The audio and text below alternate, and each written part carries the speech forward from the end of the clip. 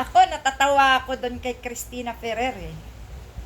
Yung defense lawyer ni Sara Duterte.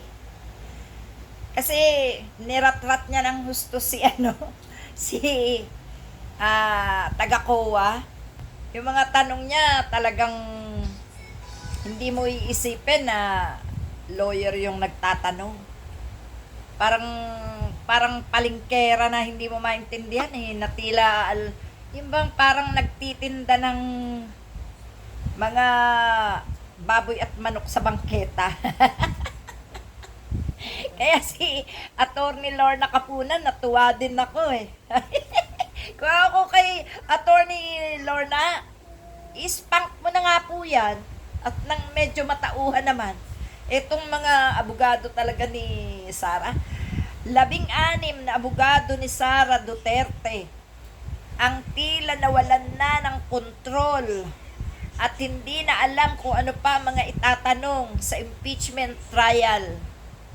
Bakit nagkaganyan kayo? Mga abogado pa naman kayo. Bit hindi nyo alam yung klase ng mga itatanong at mga pakikipag-usap sa mga witnesses. Grabe naman kayo. Pagpapakita na talagang na kayo eh. Suko na pero lumalaban pa. Kung ako kay Atty. Capunan, talagang papaluin ko na sa puwet yan. Sa totoo lang. Grabe. Nakakahiya na. Nakakahiya na talaga. Tama na. Huwag nang lumaban kung hindi kaya. Surrender nyo na yung inyong amo. Total, hindi man yan ma-impeach. Nakukulong pa rin yan. Kasi, patong-patong ang haharaping kaso. Tapos kung ano-ano naman ang ipinapakalat ng mga DDS.